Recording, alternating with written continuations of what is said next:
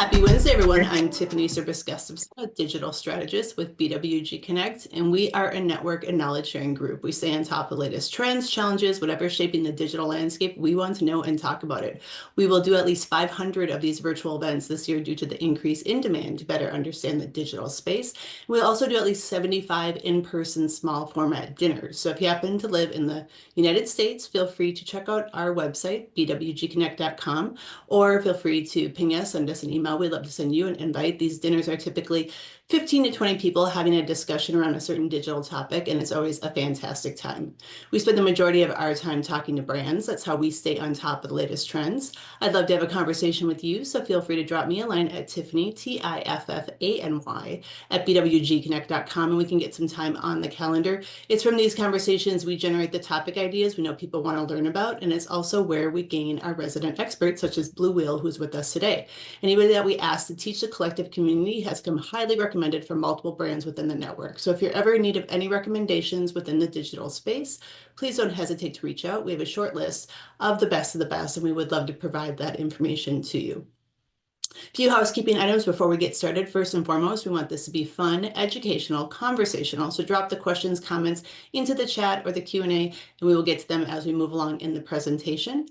And we started here about 5 minutes after the hour. Rest assured, we're going to wrap up at least 5 to 10 minutes before the end of the hour to give you ample time to get to wherever you need to go next. So with that, let's rock and roll and start to talk about creating a winning strategy with Amazon Marketing Cloud and DSP. The team at Blue Whale are awesome partners and friends of the BWG community. So I'm going to kick it over to you, Whitney. If you can give an introduction on yourself, that would be lovely. And then we'll dive right in. Thank you. Awesome. Great. Thank you so much, Tiffany. Hi, everyone. It's nice to be here today. I'm excited to be talking about this very exciting subject. So a little bit about me and my role here at Blue Whale. My role is a Director of Marketplace Advertising. And so I work with a team who is living in these platforms, living in Amazon's platforms across search and DSP, as well as all things marketplace or retail media networks. So your Walmarts, Targets, Criteo, what have you. My team and I are constantly working in those platforms and learning about all the new and exciting things that are happening in them and how to work with our brands to best leverage them. So I'm excited to talk to you today about AMC. This has been a hot topic for a couple of years, and we're going to get into it here. So just a quick overview of the subject matter for today and how we would approach creating a winning strategy using the Marketing Cloud, using DSP, as well as search. Search is still a cornerstone and absolute foundation for when we're building out a strategy. And AMC can also help with search as well. So we'll get into that. And then we'll also look at some testing and consideration formats that you can take to your agencies or your marketing teams and actually take some action based off of this webinar and some direction for what to do next. Great. All right. So I'm sure this looks familiar to most of you if you are in the marketing world.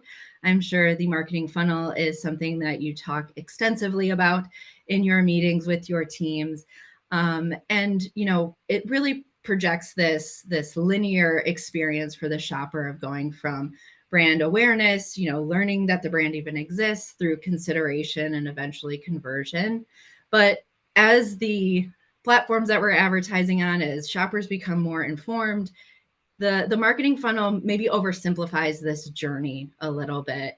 And while at its core, it's still really effective and a great way to be understanding how shoppers are looking at brands and considering brands, the new reality is that with all of the different brands, all of the different platforms vying for attention, this has become a little bit more complicated in the digital space.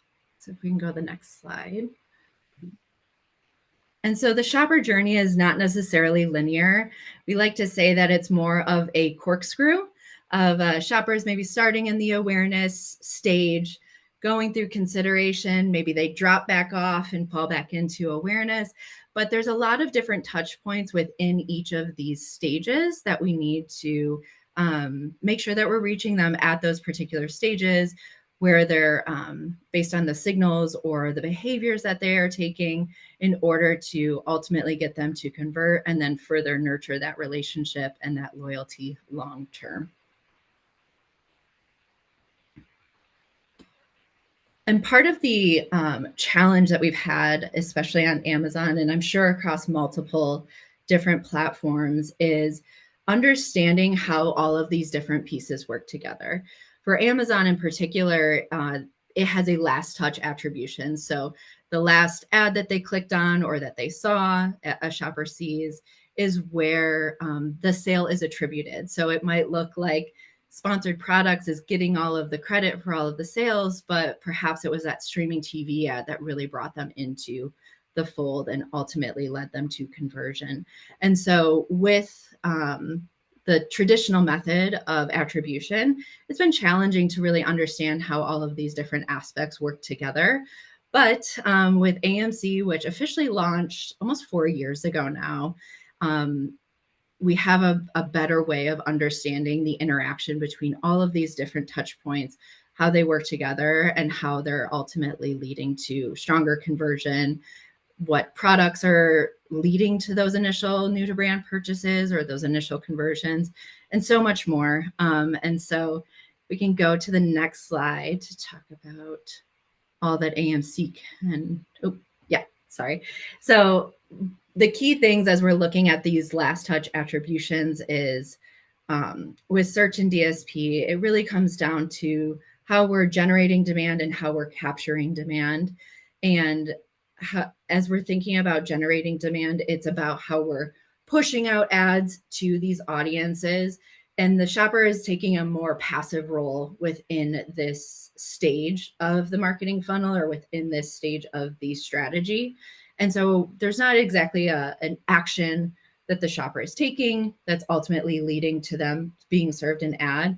This is through other behaviors, other data points that the algorithm is looking at and saying that this person might be a good fit for this particular brand or product.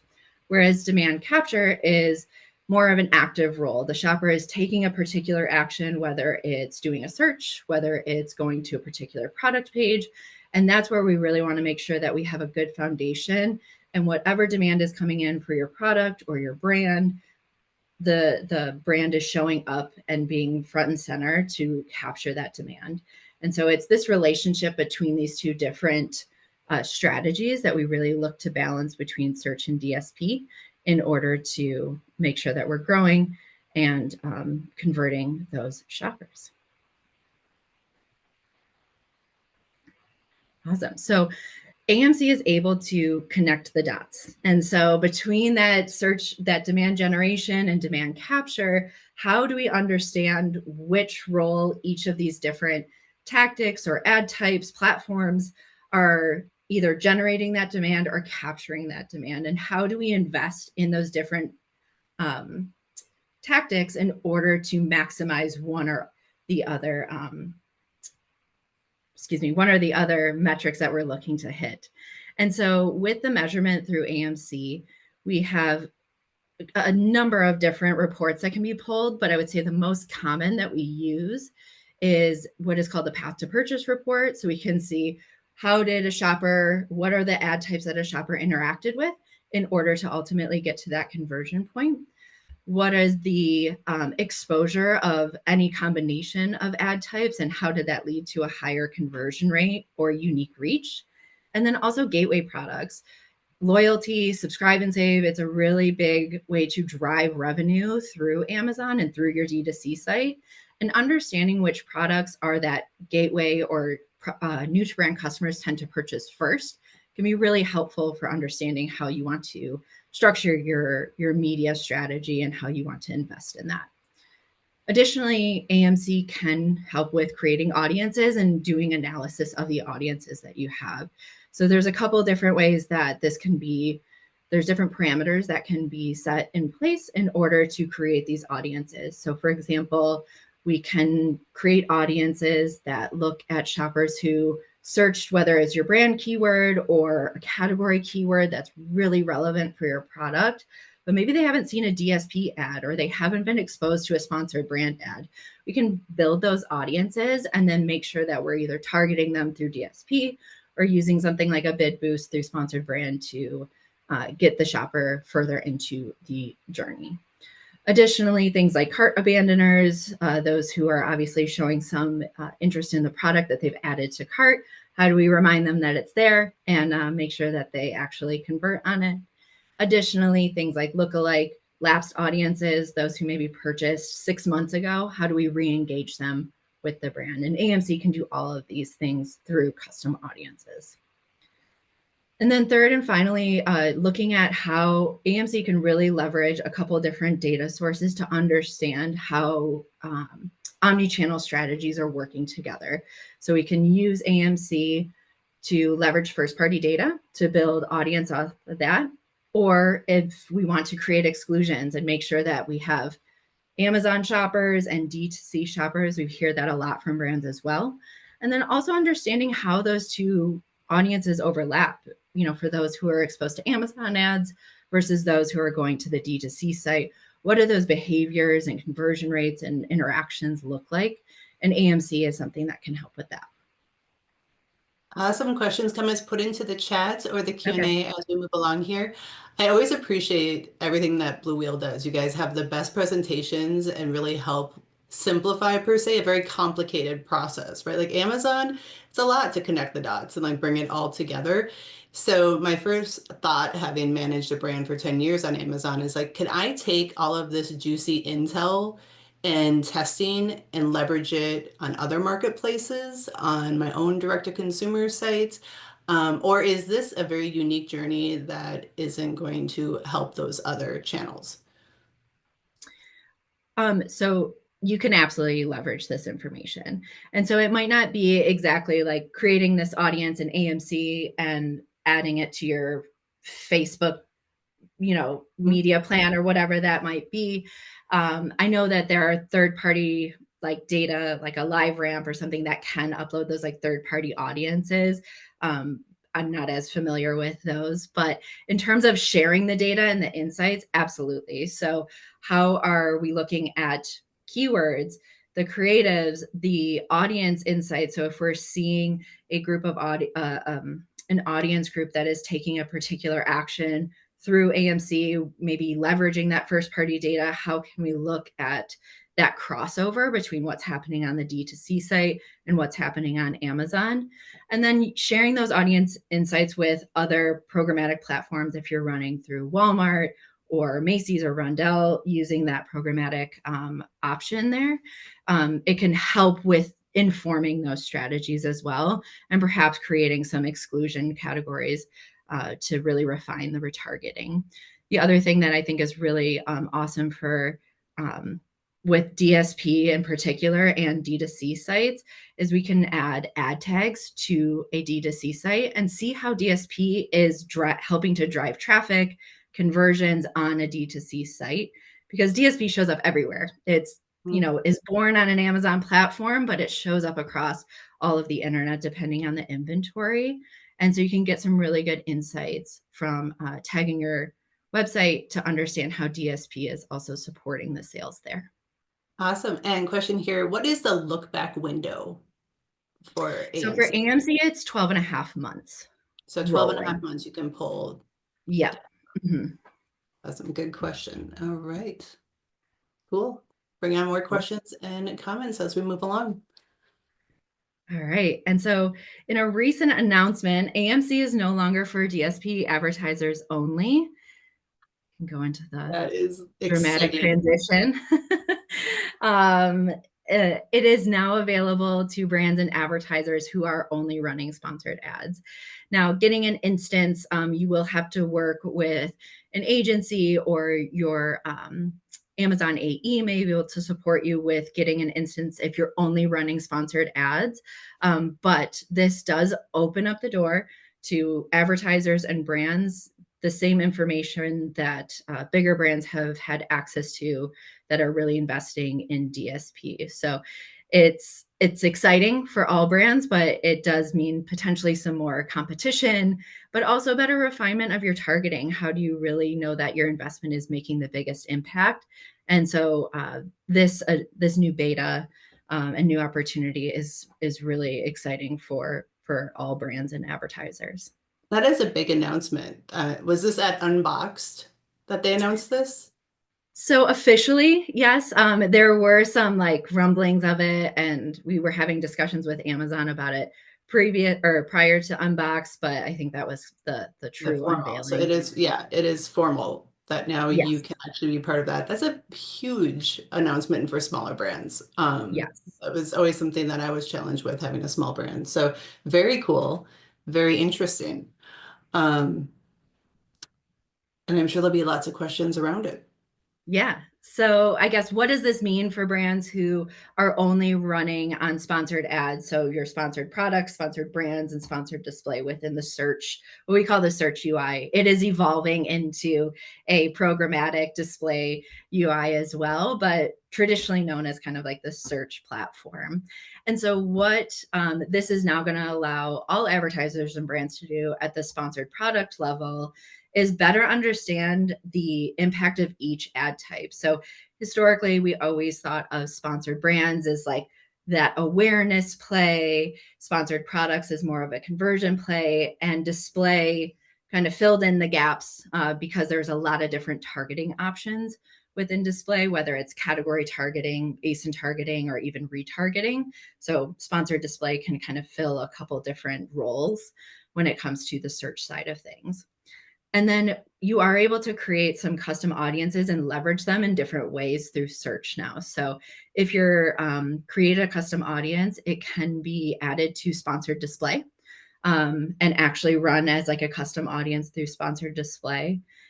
And one thing about sponsored display, just to differentiate it from DSP, sponsored display is what I would consider like DSP light. It shows up on a lot of the same inventory that DSP does. However, there are far fewer controls in terms of look back windows, exclusions, audience refinement. So there's not as many levers as in the DSP. But now with this beta using AMC and being able to use the custom audiences through sponsored display, it does give us a better way to refine the targeting through sponsored display. Hmm. So just to clarify the difference there too.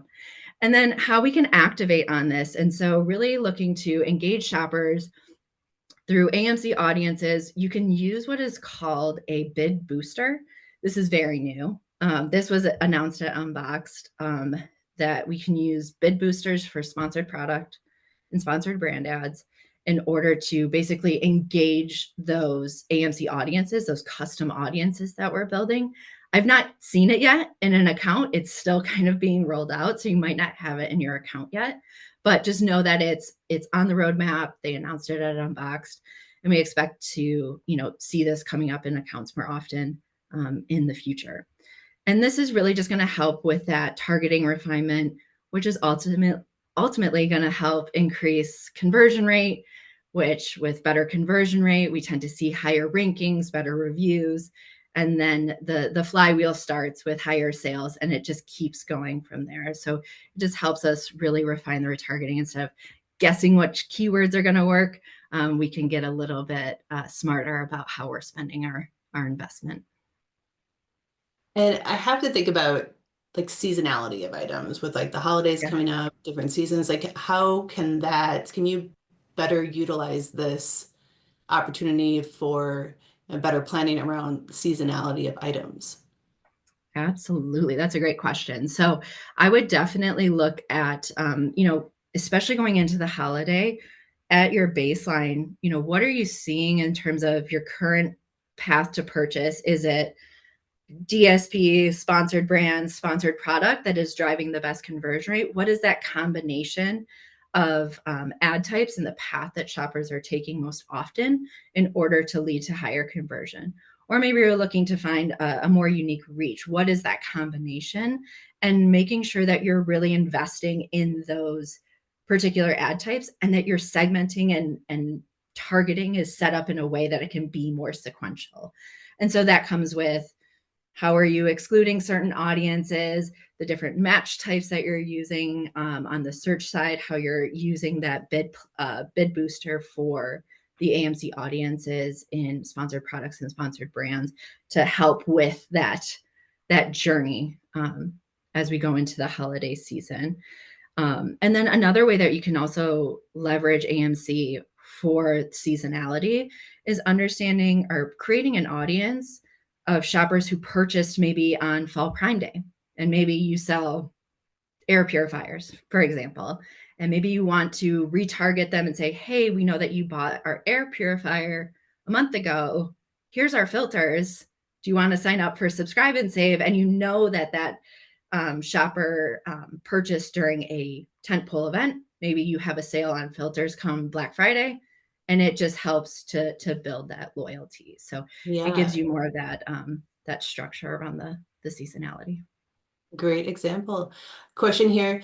Do you recommend a general percent spend on DSP versus sponsored ads?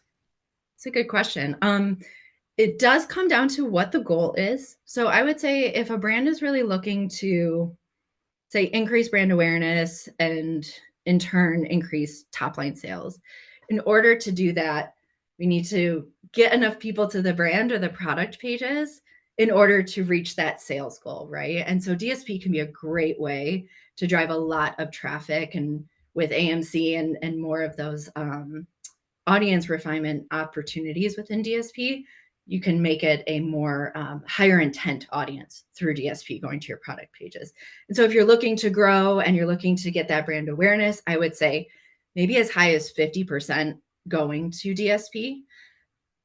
If you're looking to do some retargeting and be more efficient, or target particularly like Subscribe and Save users, something like that, maybe it's closer to like a 20 or 30%, depending on your, I guess, margins and how much you're willing to, I guess, forego some ROAS while you're growing the brand. Additionally, I would say first and foremost, your sponsored products and your search should be solid, because you want to be able to capture that demand that you're generating before, you don't want to put the cart before the horse. Make sure that search is really solid. You're maxing out your branded spend so that when shoppers come to look for you, you're showing up and it's not the competitors. Mm-hmm. Good So point. Good question. Keep them coming.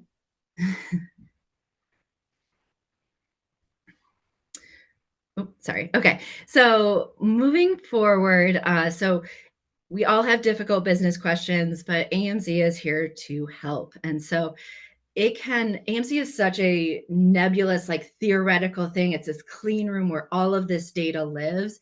And the way that the data comes out of the cloud is through a SQL query. Amazon and some other partners have made some templates and ways to make this easier for advertisers to pull these reports. But there are some really custom queries that can be run through AMC to get really specific insights. Maybe it's at a product level or a campaign level. But just to give you a few examples of questions that we get from brands a lot is how many interactions is needed before a conversion happens. And so that would be our path to purchase report, which I'll show you in the next slide what that looks like and how we might take some action items away from that. Additionally, how long does it take for the customer purchase journey? And so depending on the type of product that you're selling, perhaps it's ceiling fans where shoppers need to measure, they need to look around, they need to, get an electrician, whatever that might be to get it installed. It might take 3 to 6 months for a shopper to make a decision. Whereas if you're buying a hairbrush, maybe you don't need as much time to make that decision and purchase.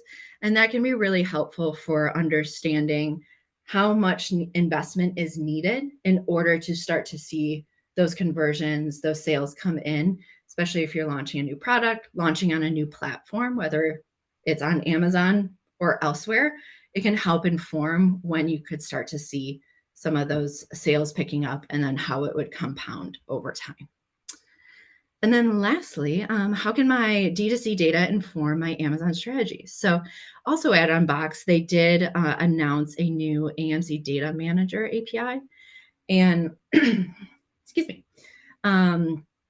with this new API, it allows brands to directly upload their first-party data into the Marketing Cloud. I know that first-party data is it's precious. It's, you've worked really hard to get it. You've created this loyal customer base, and you want to maintain that trust with your customers. And so Amazon has created a way where it doesn't have to be sent in a file to an agency or a data partner. It can be uploaded directly into the marketing cloud. And then whether it's a data analytics team or your advertising teams are able to then pull those insights from the marketing cloud. And what the marketing cloud does is it strips any identifying information away from those data points and just looks at the actions that they've taken. And so from that, you can create. Oh, go ahead, Tiffany. Yeah, so you can use the Amazon Marketing Cloud for your own first-party data to then get intel to ultimately grow your own direct-to-consumer site or other partners you may have. Yeah, exactly. So it can help you understand, I guess, the overlap or the purchase journey between the Amazon customer versus the D2C customer. We can also use first-party data to build lookalikes, upload that audience into the DSP, and we can even run DSP to the D2C site as you would for any other like programmatic type platform. You can use the DSP to help boost sales on your D2C site. It doesn't have to all be on Amazon as the point of sale. It can also support sales on D2C sites. Interesting. It's like AMC is taking the approach logistics side of Amazon, where it was like Prime was only through Amazon, and then it became omni-channel, and they'll fulfill to anybody. And the same kind of approach now with the Amazon Marketing Cloud to be able to leverage that. Very, very interesting. If anybody has questions, comments on that, that's a big one, put it into the chat. Looking at this and, business questions galore. I remember having a lot of them and thinking about, okay, this is not a linear process, as you said. And then you're looking at, all of the variables. So if it's reviews, in-stock levels, prime badging and shipping time, all of those things also have to be taken into account for the conversion part. So how does that come to play with all of this? Do they play nice together, I guess? And who are the stakeholders that are involved in all of this intel gathering? Because I would think that this is, kind of the gift that keeps on giving, and you can leverage that with other departments outside of your marketing department in an organization. Absolutely. So to answer your question about those different aspects that help with the consideration and ultimately conversion. So when we're looking at the AMC reports, so for example, path to purchase, which we'll see an example here in a second, but tracking that traffic, that unique reach, and that conversion rate is going to be really key. And then really overlaying inventory, when you have the badges, what your star rating is, and getting that baseline. So if we're pulling that today, star rating is strong, inventory is strong, we have a bestseller badge, and then we see a conversion rate of 30% when we combine these different ad types. Then maybe in a couple of months, say inventory falls off for whatever reason, and then understanding that, or then repulling that same report and seeing what that impact is on that conversion rate. Are we seeing maybe the same amount of traffic because the ratings are still really high? So we're getting people to the page, but it's not maybe in stock. And so that can help understand the correlation and why you need to invest in improving reviews, ensuring that inventory is up to date, and maintaining those badges. It literally is a checklist. Yeah. Make sure all the stars are aligned and then go exactly. And I'm sorry, Tiffany, I know there was a second part to your question there. It might tie into this actually, this next, Okay. but looking at the intel gained and then who do you share it with within the organization? Yeah, absolutely. So when we're looking, so this is an example of a path to purchase report. And depending on your brand or your business goals, there's a number of different ways that you can leverage this data to help with how you're investing, how you're merchandising, how you're understanding your customer journey for maybe new product opportunities even. So in this example, if you're maybe looking to increase your reach and your your brand awareness. You're just really trying to take over the market. People are searching for you everywhere. That's the ultimate goal. How do we get that brand awareness up? You might look at this and say, okay, awesome. DSP and sponsored display has the highest unique reach. How do we invest more there to keep that going in order to reach as many customers as possible? Or you might be looking to be more efficient. And so, what are those combinations of ad types that lead to the greatest efficiency? In this particular example, we see that sponsored display hits on all of the top 3 metrics here, but maybe you're looking at DSP and sponsored display combination, as well as DSP and sponsored brand. How do we make sure that those are properly funded, the targeting aligns, the products align in each of those, I guess, like customer pathways in order to continue to drive that really efficient ROAS. So depending on what you're trying to do as a brand and a business, you can look at this and use these combinations of ad types and information in different ways. And so as far as the rest of the team outside of your advertising or marketing team, merchandising is a big thing. You can actually get down to an ASIN level with some AMC reports. It gets into that custom SQL expertise, but you can understand at an ASIN level how the products are performing within particular ad types, how much it's driving new to brand, and that might be able to inform how you're thinking about the merchandising. Maybe it's bundling, maybe it's a new product type. And so that can really help those teams. And then I would say your business analytics teams and understanding maybe that mix between ASINs and how they're helping to drive the overall business. What is really driving those new to brand customers? How can we double down on that or create something just as exciting to get more new to brand customers in the door? Very cool. I love this. This table is so cool and really breaks it down so easily. Nice work. Questions, comments, keep putting them into the chat. Yeah. And I guess one more, sorry, before you go to the next slide, Yeah. Sorry. One comment on the path to purchase is if you were only running sponsored ads, you would be able to see, like just remove the DSP bubbles from here and you would be able to see kind of like the path within your sponsored ads. So this is available again to those with access to an instance.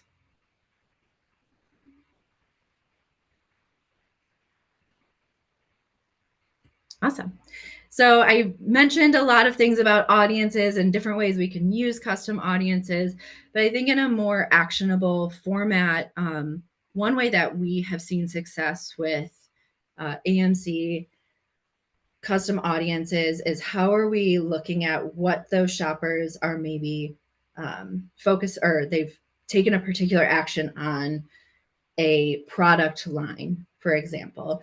And so say it's an apparel client and they're looking at boots. And so we want to create a story of where we're really showing them the versatility of the boots, the durability of the boots, and we can create those customer journeys again through specific creatives if we know these are the different audiences that we're targeting that is really focused on the boot category, and how do we make sure that the creatives are only going to those shoppers who are focused on buying boots or interested in buying boots or buying jackets. And so that can really help with creating specific budgets, creatives, and audiences all in one customer journey and really understanding the ROI of those audiences once you have them segmented in that way. And it gives you a cleaner slate to test different creatives, maybe testing some upsell or cross sell. If someone has purchased boots, maybe they want a jacket. It just gives you a cleaner slate of understanding what shoppers are in the market for. How do we keep driving them through the customer journey with creative? And then really understanding those different segments for the ROI. So this is definitely giving more transparency if you think of, I guess, target audiences, certain personas that maybe you want to grow as a brand or you've never tried to market to before. to help plan accordingly and budget and set the objectives and goals around that and be realistic because you have better intel to know if you're going for this certain demographic or persona, like these are the hurdles and this is our roadmap essentially, which is very cool because I remember never having anything like that. Just being told from the powers that be, like, we want to grow XYZ. You're like, okay, I good luck. Right. And it's tough because the audiences that you see within the DSP now, it's Amazon's one party data, which tends to be, more accurate than some third party sites because they know what people are searching for and buying. But it is still fairly broad. You might be looking at skincare enthusiast, and that could mean anything from people who are buying a $20 product or a $100 product, and that's a big range of shoppers to try to bring into a brand. And so this just gives us more of those controls based on what people are actually doing or not doing and how do Hmm. we bring them into the brand. Yes, very Mhm. exciting. Awesome. So, taking a look at some testing frameworks and considerations as you're looking to create your or to develop your strategy, leverage AMC as part of that strategy to help you with the decisions and investment allocations.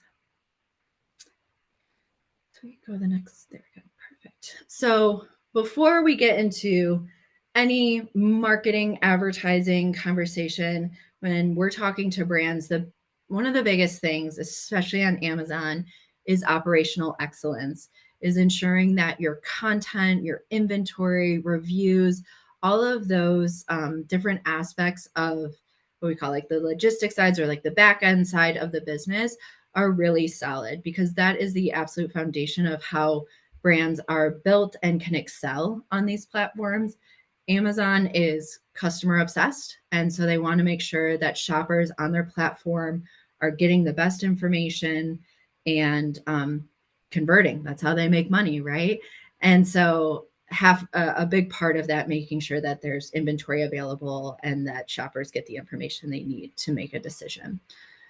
The other part that I think is really important is understanding where your brand or your product is at within the category and really being realistic of what your starting point is. So are you more of a challenger brand where there's some, big players in the space and so you're really going up against some big brands and how does that impact how you're going to address your strategy?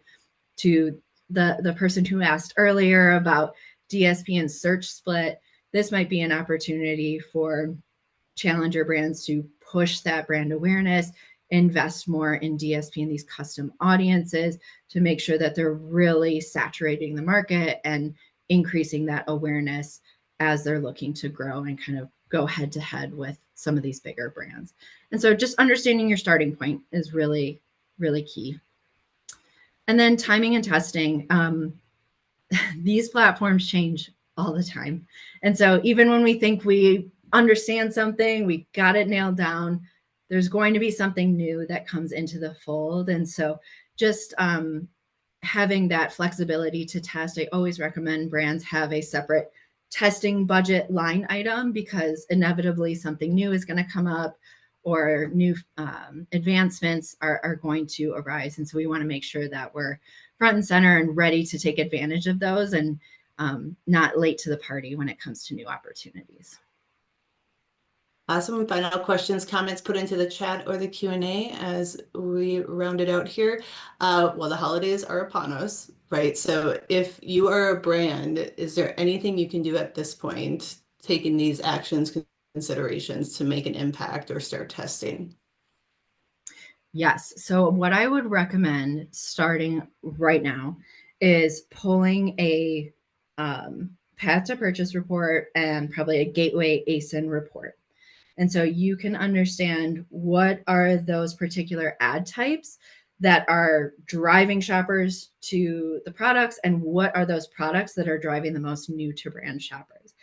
And then from those reports, understanding, ensuring that your investment levels in those different ad types and your targeting is streamlined across those different purchase paths, and that the product that is showing, the most propensity to bring in new customers, that is the product that you're featuring and really showing front and center.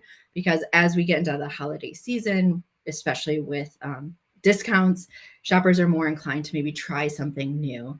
And so making sure that it's as seamless as possible, as connected as possible with that product that tends to bring them in the door is key to start figuring out right now.